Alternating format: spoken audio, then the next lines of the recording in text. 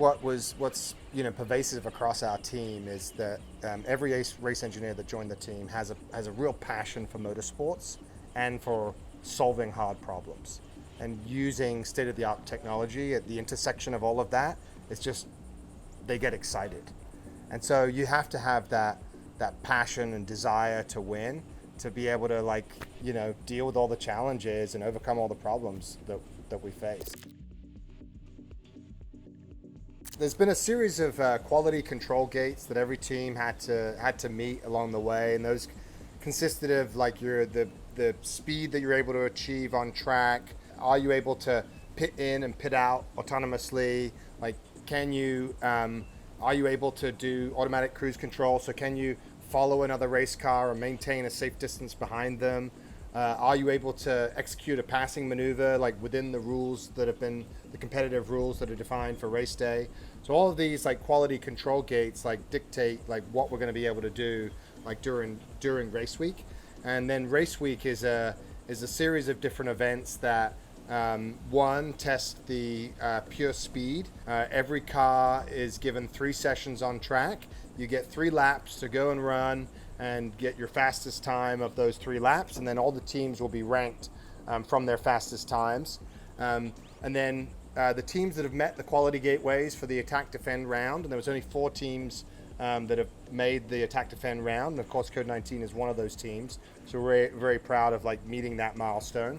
But the 4 teams that are selected for the attack defend round then are paired up into 2 brackets, and then those teams take their race cars out on track. There's 2 vehicles on track at a time, and the attacker has to make a pass over the defending vehicle, and then the defender does get some time to try and repass the attacker at another corner, and then there's a point system that's set up for those vehicles. And so that's one of the key events during the week. So you have the time trial, the attack defend, and then the final event is the multi-vehicle race, which will include 4 vehicles all on the track at the same time. Not everybody could be here for a full 2 months, and so the way that we were able to manage a distributed team, where you had the core group of engineers that were here in Abu Dhabi at Yas Marina every day, working on these race cars, developing the algorithms, fine-tuning of our understanding of how the dynamics of the vehicle and the software works. But we also had to stay connected with the rest of the team, the rest of the race engineers back in the United States. So that, there's an 8-hour time difference between Abu Dhabi and the USA. So, that can be challenging sometimes, but it's also can be an advantage, right? The team on the ground in Abu Dhabi is 8 hours ahead. So we'd spend, a day on the track testing, collecting data, doing all the things we need to do to run the race car. And then we're taking all of that data, uploading it into the cloud, and then our perception engineers are waking up in the USA with a fresh set of data and a fresh set of problems that they can be working on while we're sleeping. So we try to use the time difference to our advantage a little bit. We're breaking ground. This is going to be, there's a whole series of firsts in autonomous racing, and getting to that multi-vehicle, 4 cars on track, all racing at the same time is one of those milestones. But there's so many more to go, right? To achieve what we all want of wheel to wheel, AI, doing what the humans can do on the track consistently. I mean, what a journey that we're on, and this first race is just one small step towards achieving that. Yeah, I would say it was an effort to walk before running. We wanted to get to run, but the walk was first just getting the car moving at all. Then once it's moving a little bit, not even on the track, in the vehicle dynamics area, then once it's on the track, not just moving all the way around back to the beginning of the loop. That was a huge milestone, not easy. And then there were a lot of teams that were kind of expecting that to happen, those boxes to get checked. So there's a leapfrogging aspect where it's okay, we know, or expecting at least, that we're going to accomplish that goal. After that, we need to know how to perceive the opponent so that we can follow and then attack and overtake. So some of us were more interested in, or at least focused on, we were tasked with, especially in the perception side, things that were not as pressing early on. So I would say there was a little bit of, tension between the teams that were waiting for things to get their goals achieved, while the more basic nuts and bolts were getting put in place. And I mean, those that everyone knew that was the most important thing, and we felt the pain of the challenge, that you guys faced. By you guys, I mean those that were on the ground for 2 months, with every little, victory came with like 5 setbacks, it seemed. And so kind of felt this constant need for little wins. We are able to, with radar perceive, cameras, there's this triage aspect, like, some things, let's just give up on that. Let's not even, there's driver problems with cameras. Let's just stay focused on LiDAR and radar, So it was a lot of, within our own little worlds, before getting the baton, triage and sub-problem solving, while seeing the bigger picture of, oh my gosh, these poor guys and, this team for 2 months just trying to get like the basic nuts and bolts in place. It was hard to see, but very exciting. I think that first contact with the state of things was humbling, but also like encouraging for me, because everyone, when I first found out about it and then starting to get involved, like, I had a lot of FOMO between the period where I first found out about this and when I was on track, right? I was like, these guys have been working on it for so long, and like I'm gonna be so far behind. But getting there, I was like, okay, we're in the toddler stage right now. I have not missed anything. We're still crawling. Exactly, literally, yeah. 15 meters a second around the track. Yeah, because the really fun, exciting things, like reinforcement learning-based decision-making, right? It's like, okay, that's pretty far down the line. And that was really helpful for me too, because like my background's in machine learning, but the robotics side was like, and the perception side was like fairly new to me. So like being put into that environment where it's like, okay, this is our number one priority, because if we don't know where we are on track, then we're not going out at all. But to see the other side of that, of okay, our perception and localization and these other subsystems, we need to be confident in them. Here's the complexity on why we can't push. And for the race and for the next year coming up, like that was first contact with those issues was extremely enlightening as where we focus on a team moving forward. To see the other side of that, of okay, our perception and localization and these other subsystems, we need to be confident in them. Here's the complexity on why we can't push. And for the race and for the next year coming up, like that was first contact with those issues was extremely enlightening as where we focus on a team moving forward. Yeah, I mean, focus was a really important point. I mean, you look at like the slim windows of testing, of actual on-track test time that we had, just like 20 minutes, like maybe every other day, and then like if you go and if you've got your test session coming up and then, some of the code you've been working on like breaks your stack and now you can't even, like the race car won't even move, and so many times like you'd miss a half of your test session because of just some like, infuriating, frustrating kind of problem of just a bug or something, some other kind of hardware integration issue.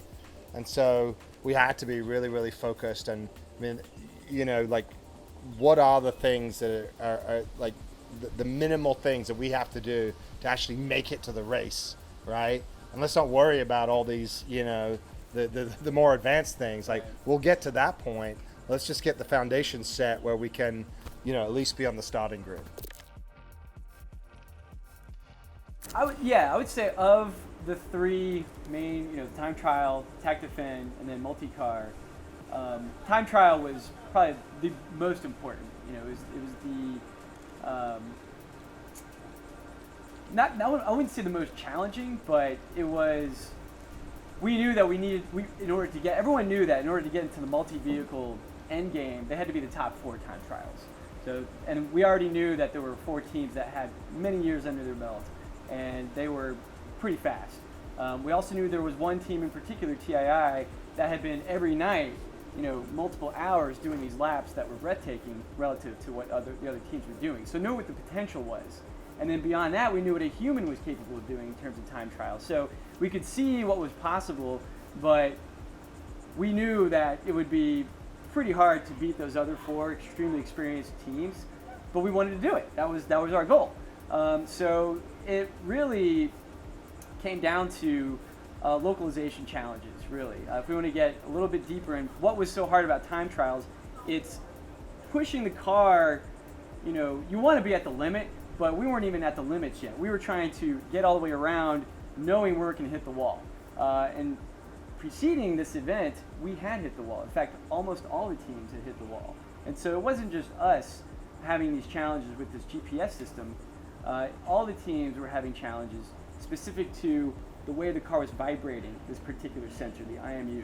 So all these teams we knew were kind of handicapped with that problem, which felt kind of good, that they were all facing that same challenge. But what was tough is, even in spite of that, we knew that we had our own, we had to walk before we ran in terms of localization. The other teams had more years under their belt to localize. So what could we do with, our initial versions of our localization? And that was really the core technical challenge, making it very hard to get a good lap time. So there was one critical discussion we had. It was after we had our 2 laps, we had one more attempt, and we had to decide what to do, knowing we had localization challenges. In particular, there was a lot of uncertainty about the point at which we would stop being able to really know exactly where we are. And so the big discussion we had, which was fairly heated actually, it was a very intense discussion, was exactly what we should do with our one last chance. On the most experimental, kind of risky side of things, you had actually changing the algorithm to a fairly large degree. And we actually did a little bit of a Hail Mary pass trying to improve our localization in the 11th hour. We quickly decided that was too risky. The odds of that working without actually testing, like actually literally testing it for the first time for our last third opportunity, we decided that was too risky. On the other end, we couldn't be too conservative because we couldn't just repeat like our slowest lap time. We already had that under our belt, so we had to push it a little bit. So in the end, we kind of decided, let's just try to roughly replicate and slightly dial up. Just go increase that volume a little bit higher than our current best time, but do exactly the same thing that we did. And in particular, we decided to just send it, meaning instead of having 1 or 2 warm-up laps before cranking, we thought, let's just go as fast as we can right off the bat. And that's what we did. And it was okay. We didn't get in the top 4, but we did cross 100 miles an hour, and we did okay given the constraints. I think it was the best decision at that time, but that was what we faced. That was the scenario right then. Yeah, I mean the decision-making process, that we faced for the time trial, for getting the fastest time, was a really tough one, right? You're balancing like the desire to just send it and go fast with the knowledge that if you don't get it right and you crash, like it's at least $50,000, like maybe $100,000, and if you total the car, I mean that thing's worth millions, right? Like talk about pressure, But on the other hand, if you don't push it and send, like all of our dreams and this mission that we're on, to be the best, like we're just giving up. Again, it really just highlights like how important that perception and localization is, and also too that like we're a rookie team. The folks that are up in the top half of that grid have been doing this for a very long time, and I think that inspired us to like really double click on what are they doing, and be prepared for that next year. I think we did a good job in our decision-making process, but it didn't get us in the top 4. So the next big event was the Attack Defend. This is where 2 race car teams go head-to-head on 3 laps with 1 car as the defender or 1 car as the attacker, and then you switch. There's a point system in place for each of the passes that you make, and the goal is, if you're the defender, not to allow the attacker past, and if you're an attacker, get past the defender and don't let them take you back. And there's this idea of an engagement distance. So in order to be allowed to pass, you have to meet a criteria called the engagement distance, which was 15 meters. So in particular, if the defender races ahead and cannot be caught, they cannot ever get past. That seems kind of obvious, but in contrast, if the defender does get engaged or the attacker is within 15 meters, they're required to allow a pass. So they can't weave, they can't speed up, and they actually can't slow down. They're supposed to allow the pass to occur. And so there was this initial fear that if you're not fast enough on your lap time, are you going to meet the engagement? Are you going to actually catch up to the attacker? A lot of the teams, I think, just were too fast and never got caught. Fortunately, we were able to do that. We were able to meet the engagement distance and then pass. But that was really, it seems like a very simple thing, you know, just meet the engagement distance. But you also could disqualify if you didn't slow down or if you didn't allow someone to pass you. So not detecting engagement. Right. So that means you have to perceive in the back. You know, we of course do have LiDAR and radar in the back, but you know, so it's multiple challenges with respect to this whole engagement aspect. We knew that we would need to have a behavioral change, like, okay, we've met the criteria, 1-2 punch, you know, like, now we've engaged, let's overtake. So anyway, that was, it's these little nuances, I think, that made it hard. Yeah, and then in our round of the attack defend, we were paired up with Constructor Racing, the German team, one of the German teams. So it came to our round with Constructor Racing, and we were defending first. And so when Constructor was able to engage us with the distance and then make a safe pass around us, that was actually the first time that an autonomous pass had ever been made at an F1 track like Yas Marina. And you know, unfortunately, we were the car being passed. But just to be at that point where all of our sensors were working together, the rear-facing sensors, the front sensors, were maintaining our race line. We knew that there was an attacker that was engaging us. We kept the safe race line within the rules, so we weren't disqualified. And that vehicle was actually autonomously able to pass us. I mean, really, that was a historic moment in the history of autonomous racing. And you know, so it was exciting that we were able to be part of that. Yeah, I think that also highlights like how early we are. Right. Like the fact that we were part of the first autonomous pass on an F1 circuit is insane. I think also like when you're talking about, you know, F1 or traditional motorsport, like attack defend, I think would be more of a aggressive, violent affair. But I actually like this approach that we took at A2RL of making it more about the protocol, right? Like almost like the communication exchange of having a really conservative approach to it. Yeah. I think in 2 or 3 years, that'll be different, right? Where the engagement zones will be shortened. Maybe you move more towards like the FIA rules of like, if you have a nose, you know, if you're even with the guy going in, you know, give him space. I think in our rules, like, you know, the amount of space to leave on the inside or the outside, depending on where they're passing, was like very generous. And I think because we're so early, I think that conservative approach is good. But I'm also very excited for those margins to get tighter and tighter. I mean, and that's what the fans want. They want to see the same type of racing they see in F1 with autonomous racing. But I know that there was a lot of people that were extremely impressed. You know, many people didn't believe that these cars would even be able to pass at all because it is such a difficult challenge in robotics. But the fact that we actually got that and that the cars were able to do it, even with this safe protocol, surprised a lot of people.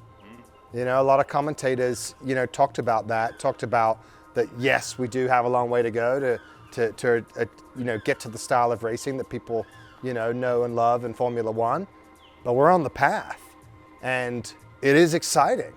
And like, geez, like, okay, maybe it's slower, maybe there isn't, you know, like Max and Hamilton, you know, that are on the track, but like, these cars are still amazing. It's still like very exciting to watch, and like, someday we're gonna get there.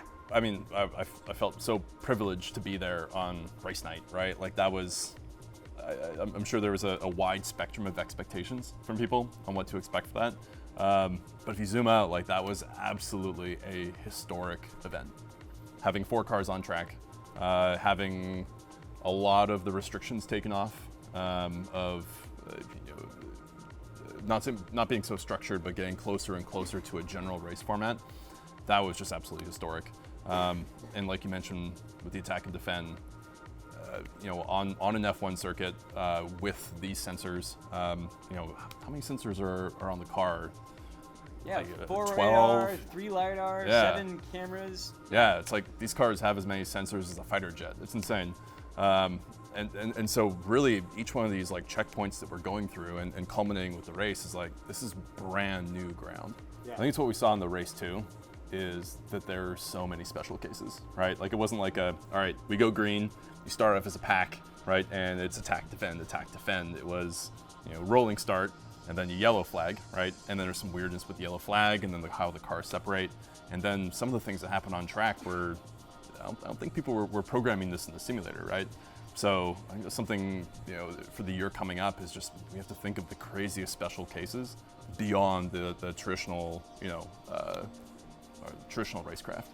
Right, and that's this is sort of the debate that's emerging, right, between like, okay, can with, traditional semantics, rules-based like robotics, like, is that maybe the most robust way? And like, but then there's so many cases you have to account for in that, like, is it even possible?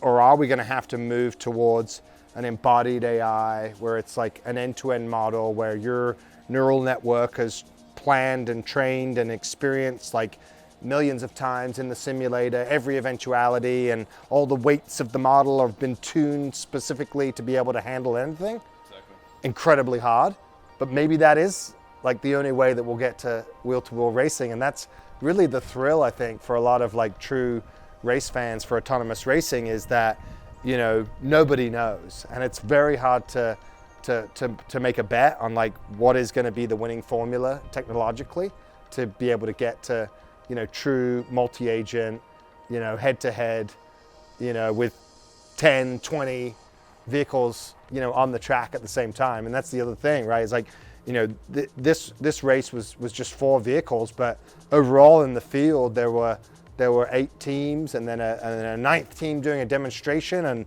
like, a half dozen more like waiting in the wings, like wanting to come in like next season. So we're going to get to a point where, 4 cars is going to, like, when we look back, probably be trivial. So that's it. Like, race 1 is in the books. We've shown the world that we've got what it takes to compete with the big boys, almost. Like, we're right there. We're knocking on the door. We're motivated. We're excited for the road ahead to the next race.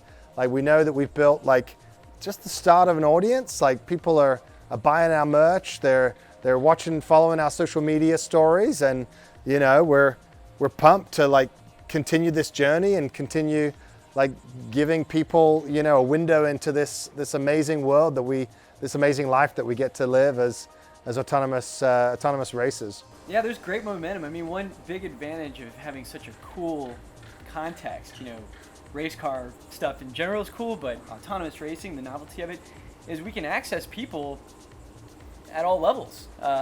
Professors, rock star researchers, almost all of them say yes when we ask them for a meeting. And so that's one of the snowball effects I think we've really been getting a benefit from is, you see some news article about, autonomous drifting by this lab in Stanford. They've been at it for 8 years. With no trouble at all, we talk to the point people who actually are doing that. We get to grill them very technically for hours, and they're so excited to impart their knowledge, their hard, fought and won knowledge. So I love that aspect, that we have access via the coolness of the project, access to great minds, and honestly, we're already benefiting from that. We're taking advice to heart. I think expanding on the people thing too, like it's going to massively help with recruitment, right? Like, we now have a race that we can point back to, like this was a real thing. Right? When you're thinking back to, you were super sketched out if this was like actually a thing. Well, right. Now there's a YouTube video and a race and a Wikipedia article, and like, this is in the history books. So I think that'll be a huge thing. And to the same point of like the exciting, innovative nature of this, like that's a huge recruitment tool. And like, we brought so many people in, and like, interns and people coming in for a week in a particular subject matter, but we got to see people like under stress.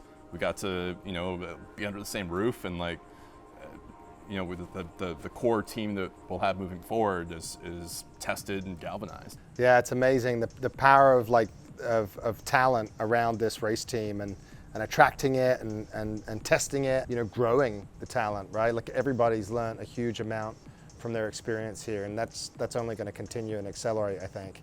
Yeah. And then, of course, like, how much we've demonstrated the value that we can provide, to our corporate partners, right? If you look at there's over 1 million people that watch the race live. Like, the VR broadcast was I think one of the largest live sporting events in VR that's ever happened. The number of like subscribers across all the social media channels, both from the league and the team, is like really impressive. I mean, there's features like, you know, heck, I mean, like Top Gear, like the Stig, right, is like racing on track as like part of this experience. So I think, you know, for the first race, like the world has like woken up to this, like the value and the potential for autonomous racing. And we know that we're going to have a ton of great conversations ahead with corporate partners that see the value of like what we're doing, both on the technical side of the robotics, and then also the ability to, you know, to tell any kind of AI story that, you know, some other kind of product or solution that maybe we can test and prototype as a team, or, you know, any type of technology that has AI integrated into it, you know, or that can support the team. I think there's a great opportunity for corporate partners to bring that forward and to work with our team and to be part of a winning team next year. I think this is like significantly different than traditional motorsport partnerships, where, you know, the deal probably came together because someone at, you know, that company is a race fan, right? We're getting a sticker on the car. But we're in a unique position where we're working on state-of-the-art, really hard, very technical problems. So the corporate partners, like, they're it isn't just for show. Like, we're solving hard problems that their hardware, their software, and their tools can help us achieve. Yeah, we're like going back to the root of motorsports, right? Where like the racetrack really is a proving ground for state-of-the-art technologies that are going to make their way into the automotive industry, you know?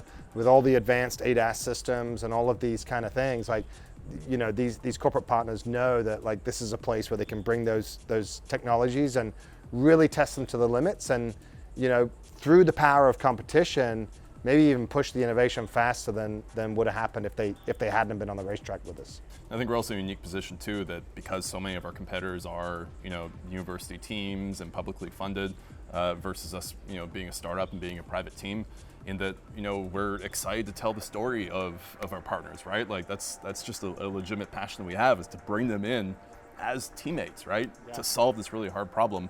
And if they care about solving hard problems too, an opportunity to show that off.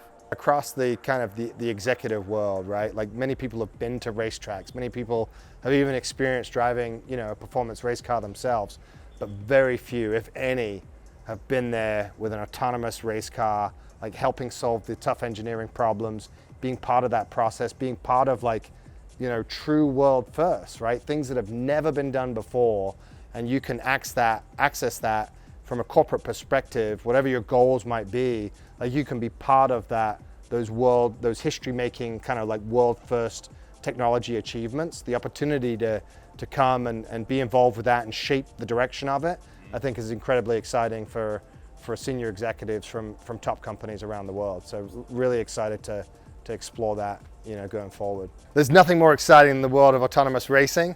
The thrills, the spills, the crashes, the speed, the AI. We got a long way to go, but the launch has started. Come with us, follow us, like, share, subscribe, send me an email. Like, love to hear from everybody. Like, we're super excited, and we wanna share that excitement with the world. And I think, like, you know, we're going to start entering the off season here, and this is like where we got prepared for the next race. And I think something really special about what we're doing right now is, you know, practicing the storytelling of let's get good at bringing people behind the scenes. Yeah. You know, the next season starts now, right? Right. And so let's bring people in and talk about how we're going to approach that. Let's, you know, talk about the challenges we saw, you know, the season that just passed, and take people along from like, all right, year 2 starts now, and this is what we're going to build. It's going to take us on the podium for upcoming years.